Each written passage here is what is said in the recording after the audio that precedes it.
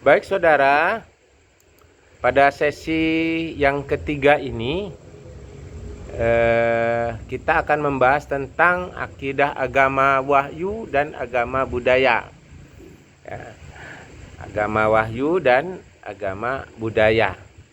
Pada dasarnya manusia kolektif ingin mencari perlindungan kepada Zat yang Maha Kuasa, baik itu disadari maupun tidak. Pada saat tertentu manusia membutuhkan perlindungan dari suatu kekuatan yang tidak dapat dimengerti dan dipahami oleh manusia itu sendiri. Karena manusia sejak dilahirkan sudah mengakui bahwa ada suatu kekuatan tertinggi, yaitu alam gaib, di balik kekuatan duniawi ini. Dalam jiwa manusia ada suatu kekuatan gaib yang dapat bekerja lebih kuat pada saat aktivitas pikiran manusia yang rasional mengalami kelemahan atau titik akhir yang tidak dapat memenuhi kebutuhan rasionalnya. Nah, manusia mempunyai suatu keyakinan bahwa ada kekuatan gaib yang luar biasa menjadi sebab timbulnya gejala-gejala yang tidak dapat dilakukan oleh manusia biasa. Mulanya manusia primitif, ya, yang mengakui adanya kekuatan gaib di balik kekuatan manusia biasa. Mereka membuat sesajian dan upacara-upacara ritual yang bertujuan untuk mendapatkan perlindungan dan keamanan dari kekuatan gaib tersebut. Hal ini dapat dilihat dari upacara kematian, ya.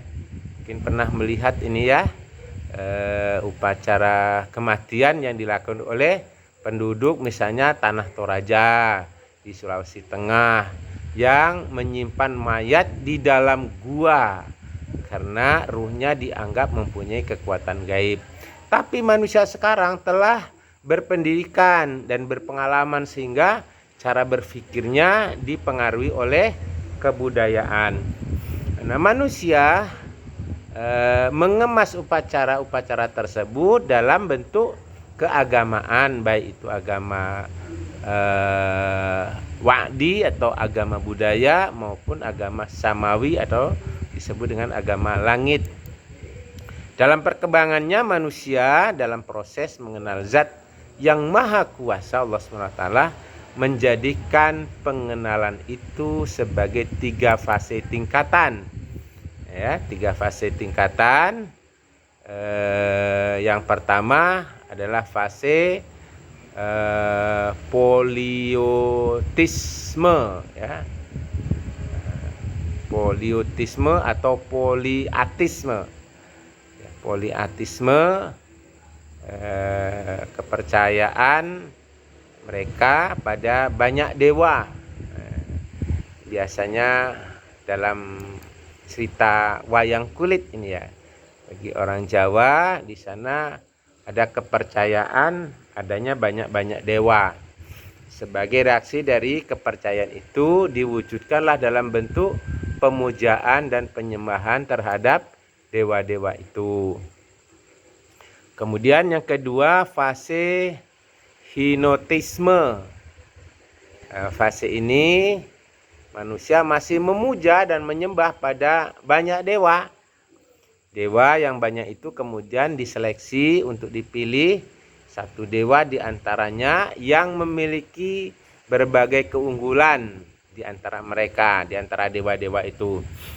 Dewa yang terpilih karena berbagai keunggulannya itu kemudian mereka puja dan disembah dengan upacara-upacara keagamaan melebihi dari dewa-dewa yang lain. Nah, yang ketiga disebut dengan fase monoteisme. Umat manusia bersatu memuja dan menyembah kepada satu dewa saja. Tapi setiap usaha mengenal Yang Maha Esa berbeda-beda cara. Dalam ajaran Islam, ajaran monoteisme tetap berpendirian bahwa Allah adalah Allah seluruh umat manusia. Dia Maha Esa, Dia Maha Tunggal, Allah tidak beranak dan tidak diperanakkan, dan tidak satu pun yang serupa dengannya, berbeda dengan agama-agama budaya. Saudara sekalian, menurut ahli antropologi, manusia dari zaman prasejarah hingga sekarang ini semuanya yakin dan percaya bahwa kekuatan gaib di balik kekuatan manusia itu ada. Ya, diyakini dapat melindungi setiap manusia. Kekuatan yang luar biasa tersebut adalah Allah Subhanahu wa taala, Sang Maha Pencipta, ya. Allah yang menciptakan seluruh alam semesta, namun sayang sebagian manusia tidak beriman. Mereka mencampur adukkan iman mereka dengan kezaliman atau syirik. Mereka itulah orang-orang yang tidak mendapatkan keamanan, dan mereka itu adalah orang-orang yang tidak mendapat petunjuk. Nah, saudara, berbeda dengan orang-orang yang beriman, akidahnya mantap dan terus dijaga. Mereka itu tidak mencampur adukkan iman mereka dengan kezaliman atau syirik. Mereka itu orang-orang yang mendapat keamanan, dan mereka itu adalah orang-orang yang mendapatkan petunjuk. Allah yang Maha Kuasa dan Maha Melindungi. Allah adalah yang berhak dipuja dan disembah oleh seluruh umat manusia. Ajaran yang mengatur, ya, ajaran yang mengatur seluruh cara pemujaan dan penyembahan tersebut adalah ajaran Islam. Ajaran Islam adalah ajaran agama yang terakhir. Ajaran Islam merupakan amandemen dari semua kitab-kitab Allah yang disesuaikan.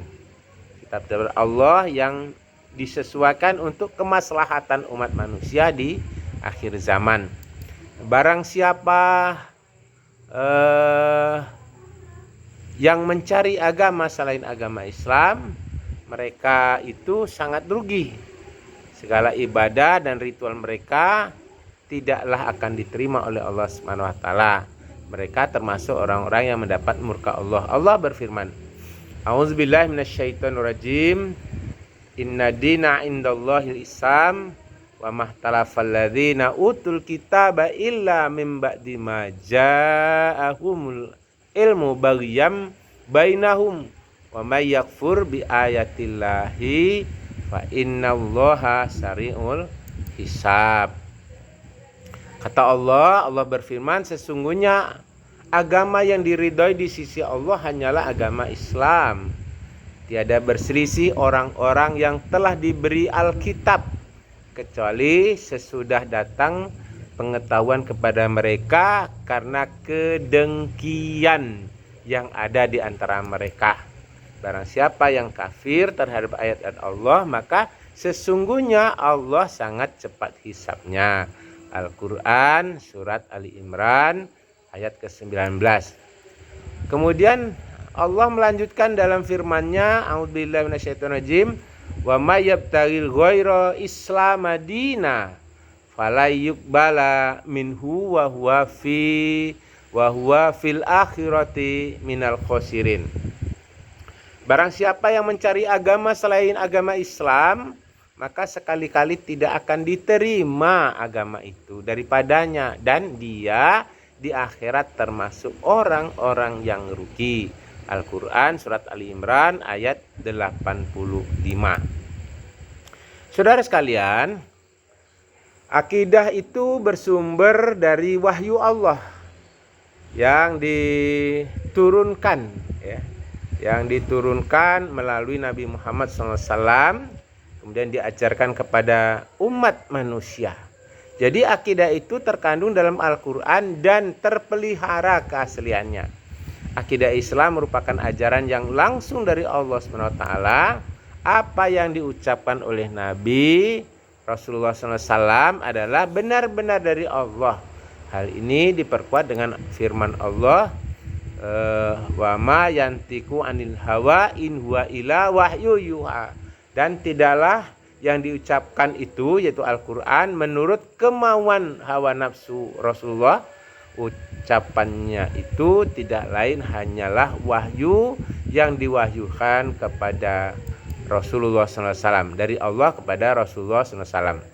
Nah, saudara sekalian, apa yang disampaikan Nabi Muhammad SAW adalah benar dari Allah SWT.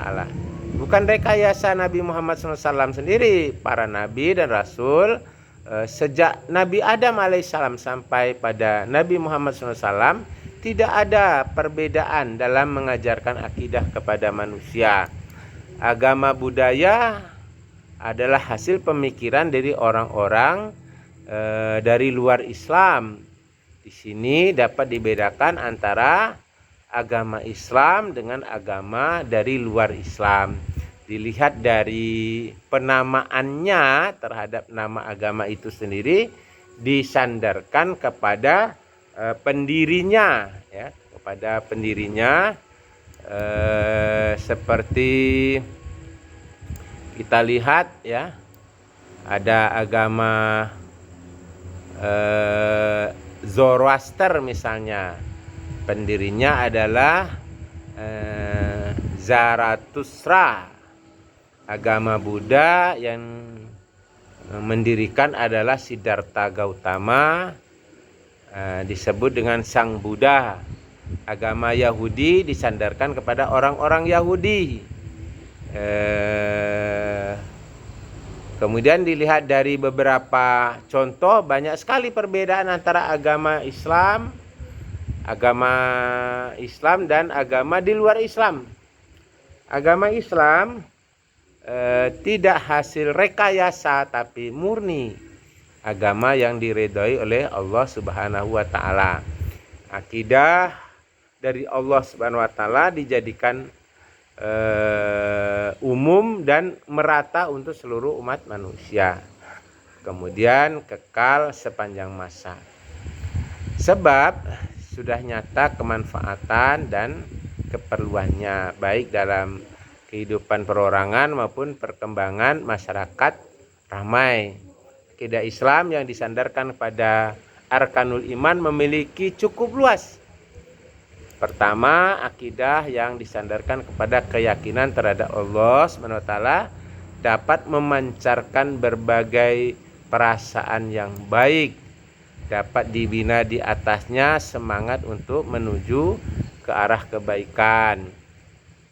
Kemudian akidah ini dapat pula memberikan didikan kepada hati manusia untuk senantiasa menyelidiki dan meneliti nama-nama yang salah satu nama yang benar, nama yang mulia, dan nama yang tercela. Malahan dapat menumbuhkan kemauan untuk mencari keluhuran, kemuliaan, dan ketinggian budi, yaitu akhlakul karimah atau akhlak mulia. Sebaliknya juga menyuruh seseorang supaya tidak melakukan amal perbuatan yang hina dan amal perbuatan yang tidak berharga. Nah, yang kedua, akidah yang disandarkan kepada keyakinan terhadap malaikat ini dapat mengajak hati sendiri agar mencontoh dan meniru perilaku para malaikat yang serba baik dan terpuji. Juga dapat tolong menolong dengan mereka yang hak dan yang luhur. Selain itu mengajak pula untuk memperoleh penjagaan yang sempurna, sehingga tidak satu pun yang timbul dari manusia itu melainkan yang baik-baik saja.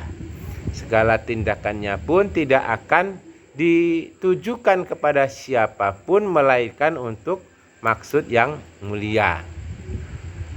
Baik saudara, yang ketiga, akidah yang disandarkan kepada keyakinan terhadap kitab Allah, yaitu suatu kepercayaan yang memberikan arah untuk menempuh jalan yang lurus, bijaksana, dan diridhoi oleh Allah SWT yang sudah digariskan agar semua manusia mentaatinya. Hanya dengan melalui jalan inilah seorang itu dapat sampai ke arah kesempurnaan yang hakiki, baik dalam segi kebendaan atau materi atau dari segi kerohanian dan akhlakul karimah. Kemudian yang keempat, akidah yang disandarkan kepada keyakinan terhadap para rasul. Maksudnya agar setiap manusia itu mengikuti jejak langkahnya. Langkah para rasul maksudnya merias diri dengan meniru akhlak para rasul itu. Selain itu juga bersabar dan tabah hati dalam mencontoh sepak terjang para nabi, sebab sudah jelaslah bahwa tidak ada langkah para rasul itu yang mencerminkan tidak baik, tapi para rasul adalah tindakannya mencerminkan suatu teladan yang tinggi nilainya dan layak untuk ditiru. Ia merupakan kehidupan yang suci dan bersih dan dikehendaki oleh Allah SWT agar dimiliki oleh semua umat manusia. Kemudian yang kelima, akidah yang didasarkan kepada keyakinan terhadap hari kiamat, yaitu hari kiamat yang dimulai dari kematian seseorang. Disebut dengan kiamat kecil. Kalau kiamat besar itu hancurnya langit bumi beserta seluruh isinya. Nah, kiamat kecil seseorang ini setiap kita akan menjumpainya. Sambil menunggu kiamat besar, manusia berada di alam barzah atau alam kubur dengan segala kebaikan dan keburukannya. Jika di dunia mereka menjalankan rukun Islam yang disebut dengan takwa dan menjalankan rukun iman yang disebut dengan mukmin dengan segala kesempurnaannya, dengan segala ikhtiarnya, maka di alam kubur mereka mendapat kemuliaan. Tapi sebaliknya, jika mereka tidak percaya, maka kesengsaraanlah yang didapat buat selama-lamanya. Masalah ini akan menjadi pembangkit yang terkuat untuk mengajak manusia berbuat kebaikan dan meninggalkan kepada keburukan. Dan yang terakhir, akidah yang disandarkan pada keyakinan terhadap takdir, yaitu kadar baik dan kadar buruk, memberikan bekal, kekuatan, dan kesanggupan kepada seseorang untuk menanggulangi segala macam rintangan, siksaan, kesengsaraan, dan kesukaran. Apa saja penghalang dan cobaan, sekalipun dahsyat dan hebatnya, semuanya itu sudah digariskan oleh Allah SWT. Allah tidak pernah membebani seseorang, melainkan sesuatu sesuai dengan kesanggupannya. Ia mendapat pahala dari kebajikan yang diusahakannya dan ia mendapat siksa dari kejahatan yang dikerjakannya. Nah, saudara sekalian, Nabi Muhammad SAW diutus oleh Allah untuk memperbaiki tatanan kehidupan masyarakat yang mengalami kerusakan. Kerusakan itu adalah di bidang akidah karena terjadinya penyelewengan keyakinan. Ini terjadi seperti penyembahan-penyembahan terhadap berhala dan patung nenek moyang mereka. Pemujaan tempat-tempat tertentu, yaitu pada pohon-pohon besar, batu-batu yang mereka anggap keramat. Ada lagi kuburan keramat, dewa-dewa yang sebenarnya tidak ada karena tidak pernah dijelaskan dalam Al-Quran.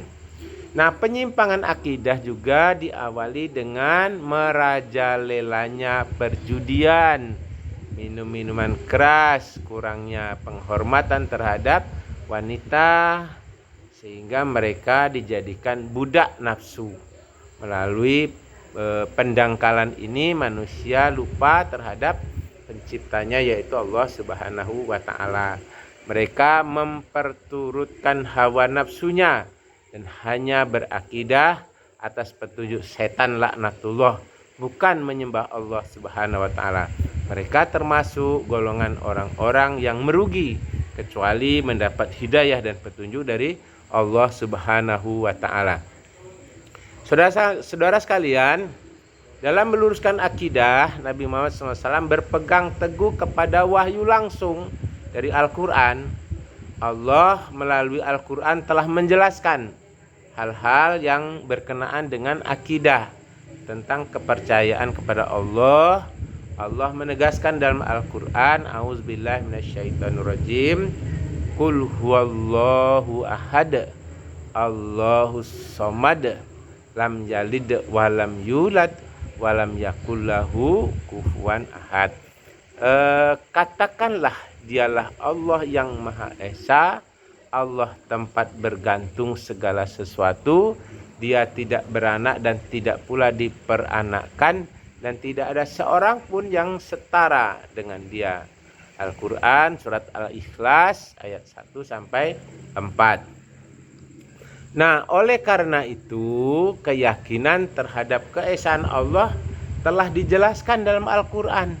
Tidak ada yang kuasa dan lebih berkuasa di dunia ini selain Allah. Baik dalam alam ini,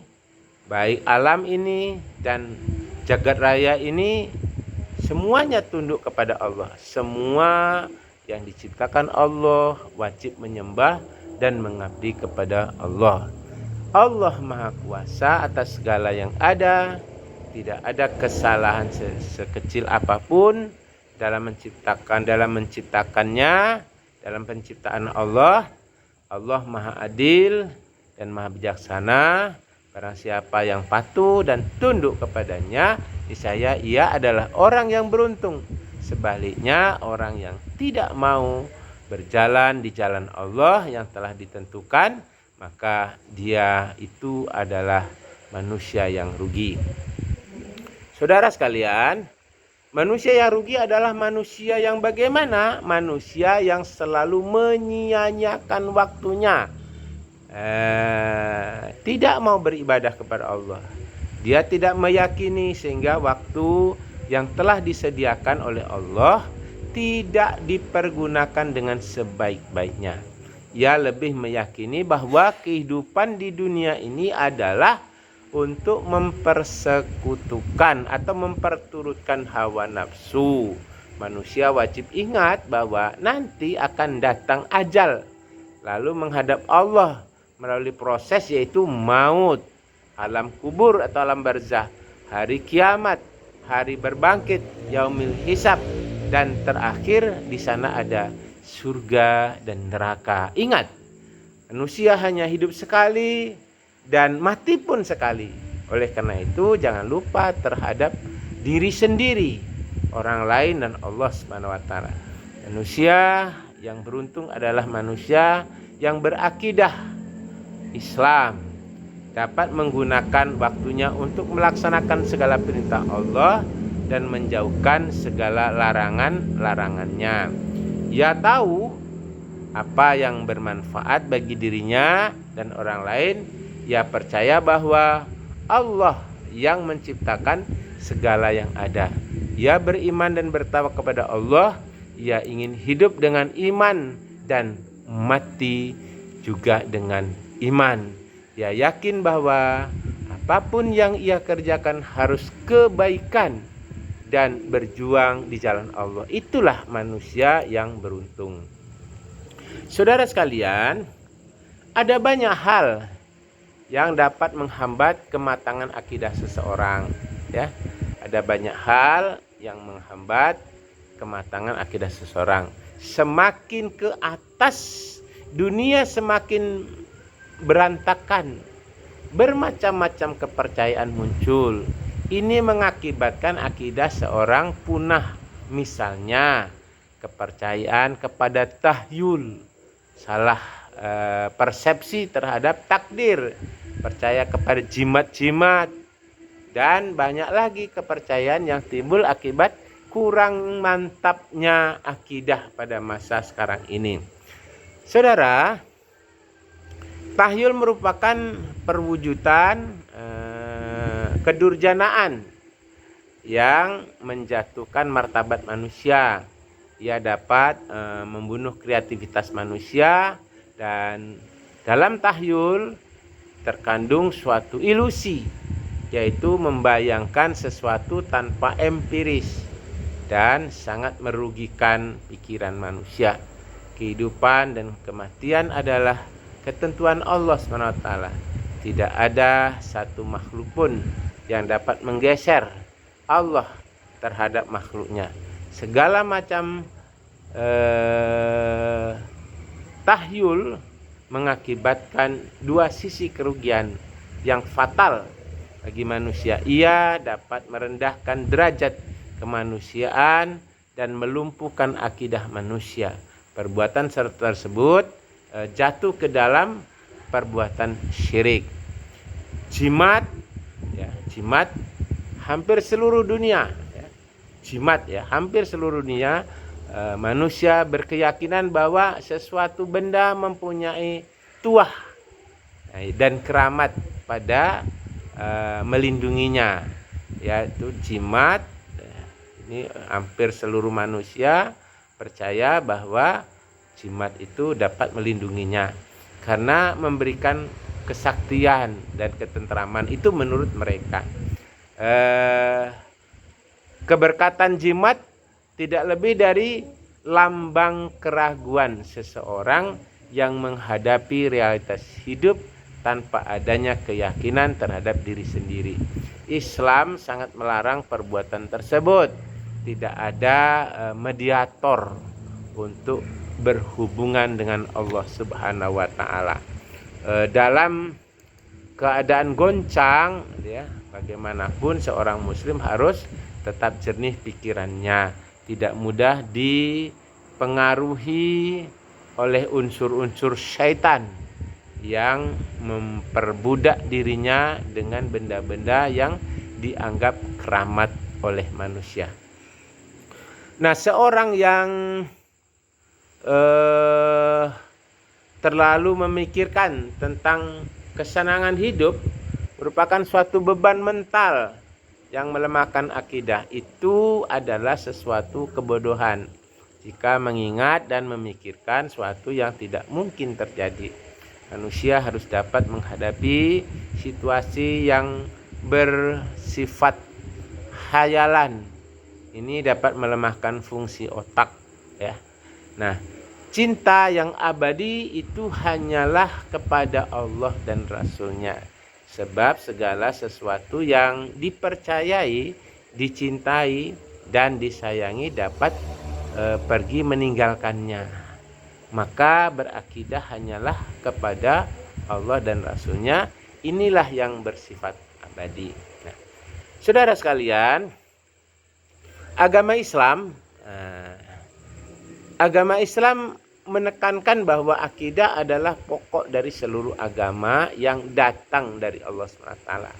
Menegaskan bahwa seorang yang beragama Islam tetapi lemah akidahnya mudah dipengaruhi oleh pindah keyakinan, mudah dipengaruhi untuk pindah keyakinan, lalu menjadi musyrik karena kemiskinan misalnya.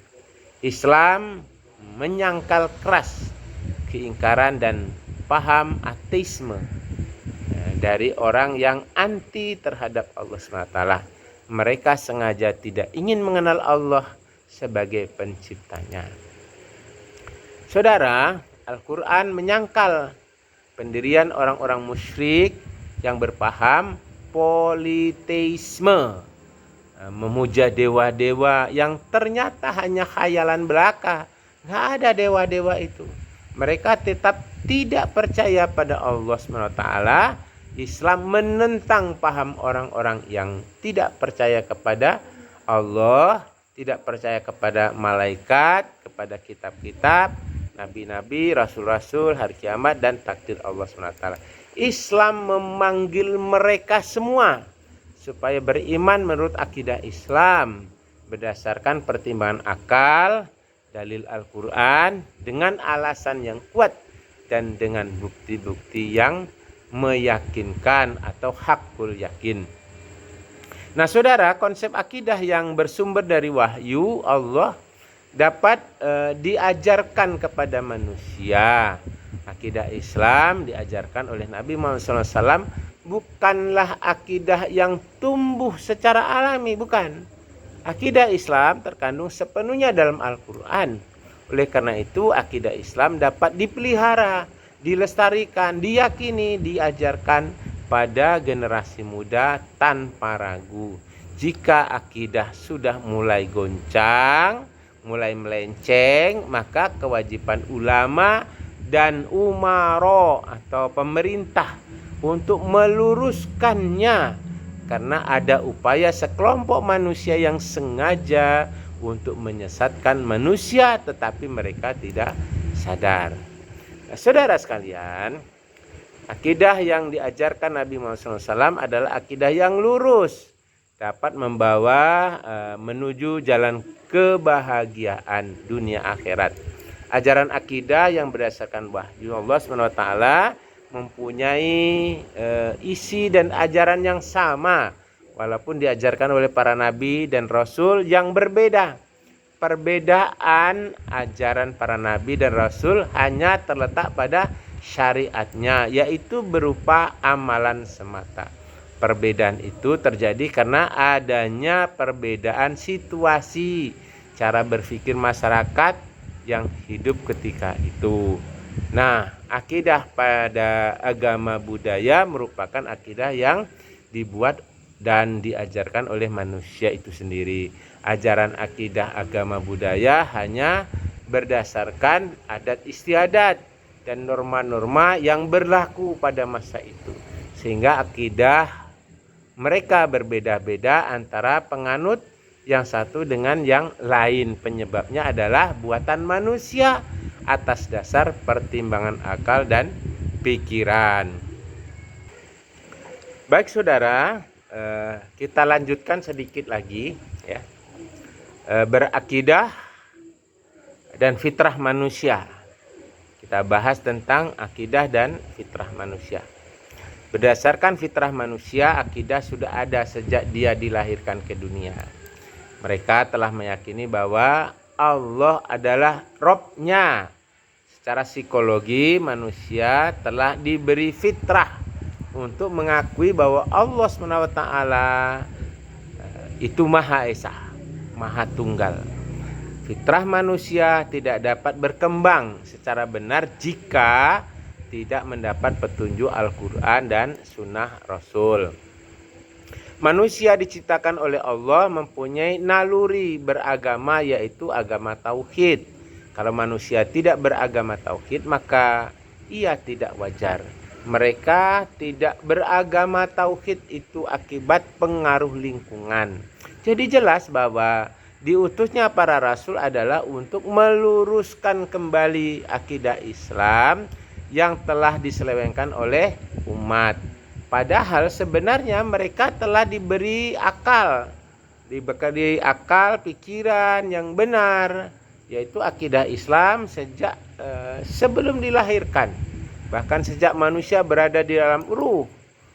Ingatlah Allah berfirman, a'udzubillahi minasyaitonirrajim, wa idz akhadha rabbuka mim bani adam min zuhurihim dzurriyyatahum washaduhum ala anfusim alastu birabbikum qalu bala syahidna antakulu yaumal kiamati inna kunanna an aza ghafilin. Saya ulangi, wa id akhadha rabbuka mim bani adam min zuhurihim dzurriyyatahum washadahum ala anfusihim alastu birabbikum qalu bala syahidna an taqulu yaumal qiyamati inna kunanna an hadza ghafilin. Al-Quran surat Al-A'raf ya, ayat 172. Artinya, dan ingat ketika Allah Tuhanmu mengeluarkan keturunan anak Adam dari sulbi sulbi ini sulbi ya, wat taroif ya. Nah, mereka dan Allah mengambil kesaksian terhadap jiwa mereka. Seraya Allah berfirman, bukankah aku ini Tuhanmu? Mereka menjawab, benar, kami menjadi saksi. Kami lakukan yang demikian itu agar di hari kiamat kamu tidak mengatakan sesungguhnya kami Bani Adam adalah orang-orang yang lengah terhadap ini, terhadap keesaan Allah Subhanahu wa Ta'ala. Nah, saudara sekalian, sejak berada di alam ruh, secara fitrah telah berikrar bahwa Allah adalah Tuhannya dan tidak ada Tuhan bagi mereka selain Allah. Betapapun musyriknya seseorang, tetap pada asalnya ia adalah orang yang bertauhid. Kalau sekarang ia musyrik, maka semata-mata adalah penghinaan atau pengkhianatan dan pelanggaran ikrar yang telah pernah diucapkan di hadapan Allah SWT, sekaligus berarti pula penyimpangan terhadap fitrahnya sendiri. Nah, saudara, hakikat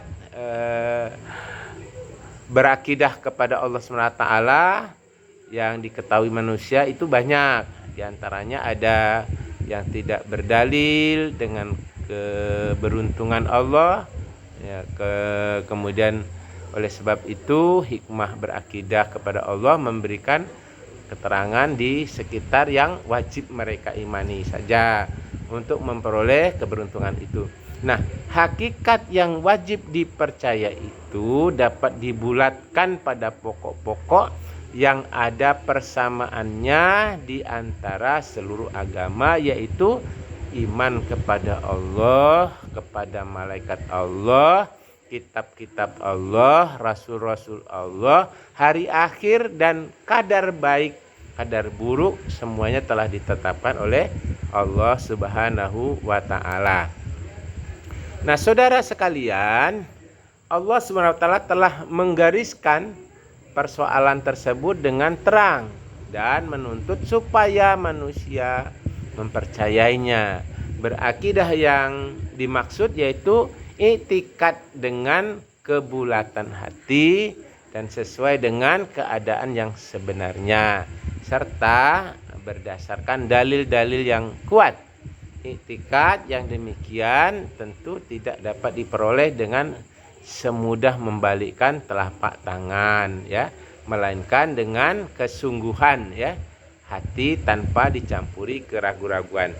Saudara, fitrah berakidah karena manusia senantiasa selalu rindu terhadap kebenaran dan keadilan. Manusia adalah dibekali fitrah beragama sejak awal kejadiannya. Adapun fitrah manusia untuk berakidah kepada Allah SWT, yakni dengan melakukan segala perintah-perintah Allah dan menjauhi segala larangan Allah Subhanahu wa Ta'ala. Nah, saudara, yang harus dijauhi untuk mempertebal akidah pertama adalah menghabisi paham syirik. Nah, itu yang penting. Kemudian membasmi tawasul tawasilah. Kemudian membasmi tahayul kurafat. Kemudian membasmi paham kebatilan. Kemudian yang harus dikerjakan apa? Pertama, memperdalam dan memperteguh keimanan. Kedua, mengamalkan Al-Quran hadis. Ketiga, menegakkan keadilan. Dan terakhir, berakhlakul karimah, berbuat baik seperti yang telah dicontohkan oleh Rasulullah SAW. Mungkin ini saja yang dapat disampaikan pada sesi yang ketiga ini. Nah, mudah-mudahan bermanfaat, dapat diambil manfaatnya. Fatabiru ya ulil absor la'alakum tattaqun.